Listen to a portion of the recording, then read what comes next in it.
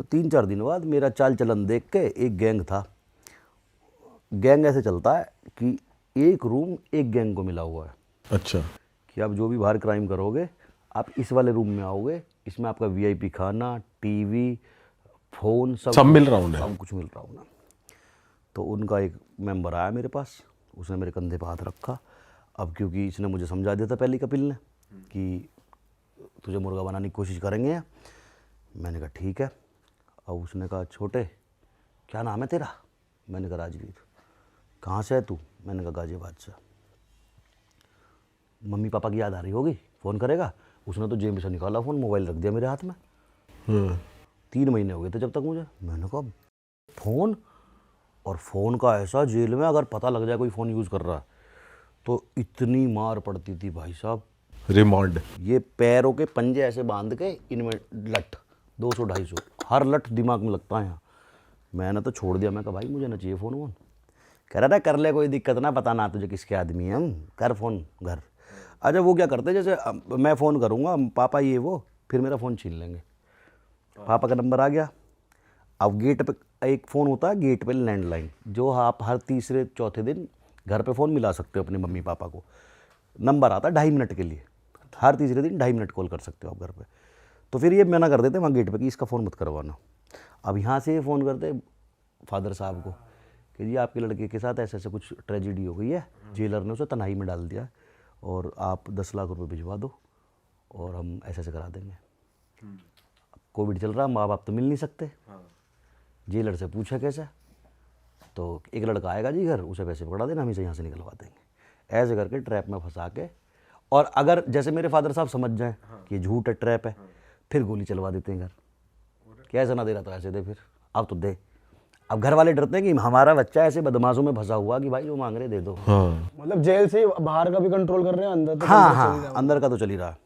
फिर ऐसे फ़ोन कर देंगे 4 जोड़ी नाइक के जूते, 4 रिबॉक के ट्रैक सूट और इतने किलो बादाम, इतने किलो काजू, भिजवाओ फटाफट।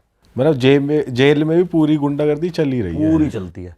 तो उसने मेरे कंधे बात रख के बोला क्या करता है तू? मैंने कहा जी जिम में ट्रेनर हूँ। कितने पैसे मिले हैं तुझे? मैंने कहा जी 15,000 वैसे और गोली गाली बेच के 10-20 हज़ार वैसे कमा लूँ। मैंने कि 30-35 बैठ जाए महीने के, कर लूँ उसमें काम। पापा क्या करें तेरे? मैंने पापा तो आप ही जाए जी, कुछ ना करते, व्हील चेयर पर है मैं। नो भाई, मैंने भाई पागल है। नो कैसे पागल है? मैंने पागल है बचपन से। अनु मम्मी, मम्मी मनी मम्मी मेरी मेड है, घर घर जाके झाड़ू पोछा वैसे वैसे मार के अपना काम चला ले, वह पापा की दवाई ववाई चल जावे। तो उसने मेरे कंधे पे ऐसा हाथ रख रखा। तो जैसे उसने देखा ना घर की इतनी मजबूरी, उन्होंने मेरी गुद्दी फड़न गई, चल किसी और में पकड़ूंगा। टाइम वेस्ट हो गया। फिर मैंने कहा ठीक है साड़ो, भाई अलग ही लाइफ यार, अंदर तो यार बहुत अलग ही बुरा चल है रहा साहब। भाई आपको तो कितने, 1 महीने में रियलाइज, कितने दिन में हफ्ते में रियलाइज हो गया होगा गलत जगह आ गया भाई। मुझे हुआ 7वें-8वें महीने में जाके, क्योंकि मैं थोड़ा अलग टाइप से उस जेल को देख रहा था कि मैं वहाँ सीखने वाली बहुत चीज़ है। क्या सीखा भाई आप? सीखा मैंने ये कि एक हमारे साथ अटल बिहारी वाजपेयी थे ना, उनके साथ के एक अंकल थे, उनकी बेटे की बीवी की डेथ हो गई किसी वजह से, तो वो पूरा परिवार जेल आ गया। दहेज हत्या में। अच्छा। कि भाई ये दहेज मांग रहे थे, हमने नहीं दिया, तो इन्होंने हमारी बेटी छत से फेंक के मार दी। उनकी बीवी भी, उनका बेटा भी, वो भी। तो जब मैं उनकी मजबूरियाँ देखता था ना, तो मुझे ऐसे लगता था कि बाहर की दुनिया में हम कितने ब्लेस्ड हैं। 4 पैसे कम आ जाए अकाउंट में तो हमें टेंशन होने लगती है। यहाँ दर्द देखो। एक अंकल थे हलवाई, दादरी में बहुत बड़ा काम था उनका, मतलब कोई शादी दादरी साइड की हो रही है ना, तो उसमें उनकी कढ़ाई चलती थी, इतना बड़ा काम था। और वो बर्तन धोते थे अंदर, कि जैसे हमने खाना कहा, हमें बर्तन मिल गए, जैसे अंदर जाते 2 कंबल मिले, एक प्लेट मिली, एक कटोरी मिली, तो इसमें ही हमने खाना खाना है। अब धोए कौन? तो वो अंकल धोते थे 2 रुपये में। तो फिर उनकी आंखें हर टाइम रोई रोई सी रहती थी। मैंने कहा यार इनके साथ क्या प्रॉब्लम है? फिर दोस्त था कपिल मेरा, उसने ही बताया, कह रहा ये ना बहुत बड़ा केटरिंग का काम था, इनकी बेटे की बीवी मर गई और ये भी पूरा परिवार जेल में। अच्छा। तो ऐसी ऐसी चीज़ें जब देखता था ना, तो मुझे फिर ऐसे रियलाइजेशन होता था कि मैंने यार बहुत, मतलब हमारी जो ज़िंदगी है, और जब से मैं वहाँ से आया हूँ ना, मुझे दुनिया में दर्द नहीं होता किसी भी चीज़ का, कि कितना भी बड़ा दर्द हो, मुझे लगता है साले नहीं जरूर है, अंदर जाओ वहाँ जाके फील करो दर्द होता क्या है। तो यहाँ बाहर की चीज़ें इतनी छोटी लगती है। अच्छा, जब कई बार ऐसे हुआ, रोटी है, कच्ची रोटी, अब घर पे हमारी मम्मी बनाती है, रोटी बेलती है, पूरी गैस पे गर्म होती है, फूलती है। वहाँ ऐसा सिस्टम ना है, वहाँ तो कैदी रोटी बना रहे हैं, जिन्होंने पर्ची नहीं कटवाई उन्हें काम करना पड़ रहा है।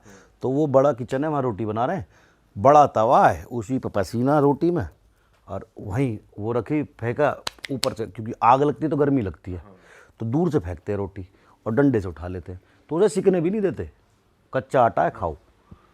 तो कितनी बार ऐसे हुआ, सब्जी नहीं है, कच्चे आटा है, पानी में डाल के खा रहे हैं हम। तो फिर वो रियलाइजेशन होता था कि यार बाहर जो दुनिया है वो कितनी सुंदर है, माँ है, बाप है, रोने को दोस्त हैं, हंसने को दोस्त है, यहाँ कुछ भी नहीं है। तो वहाँ से बहुत मेंटल, मैं तो मेंटली बहुत स्ट्रांग हुआ हूँ, है मैक्स।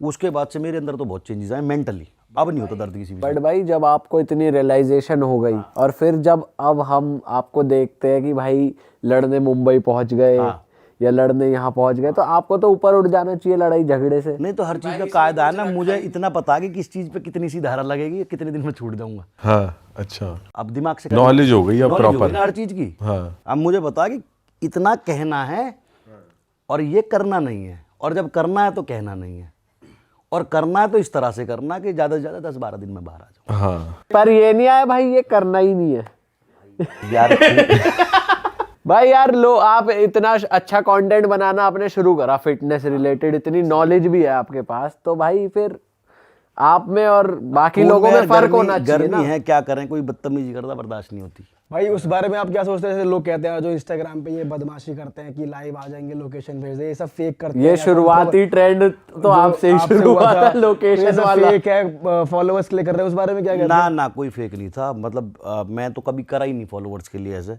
ये तो पता ना कैसे मेरी रजत की कुंडी फंस गई थी, तो सॉल्व करनी इतनी मुश्किल हो गई भाई वो।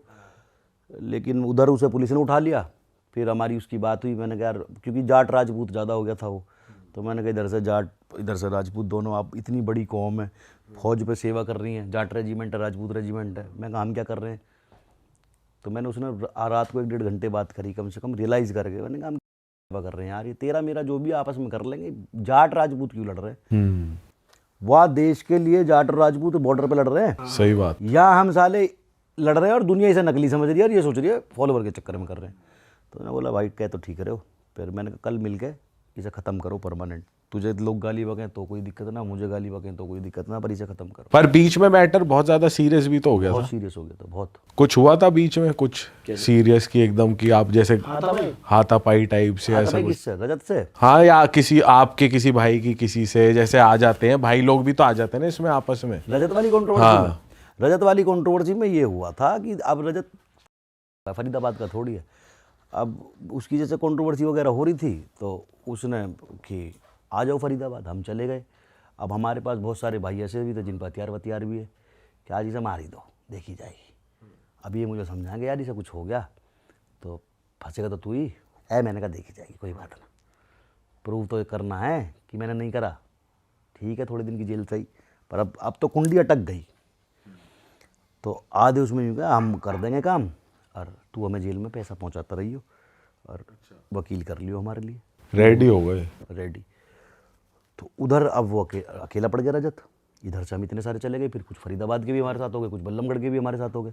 वो किसी गांव में था, तो एक भाई हमारा वहाँ चला गया, गांव देख के कही तो हमारे गांव में खड़ा है, यहाँ से धमकी क्यों दे रहा है? यूँ तो समझ गए, जैसे मैं आपके साथ खड़ा हूँ, हाँ। कोई लड़का आपको धमकी दे रहा है और मैं बैकग्राउंड में देखूँ ये तो गाजियाबाद है, वही है। हाँ। मेरे पड़ोस में खड़ा होकर हम ही धमकी दे रहा है। तो उनमें से एक भाई हमारा निकल के वहाँ पहुँच गया।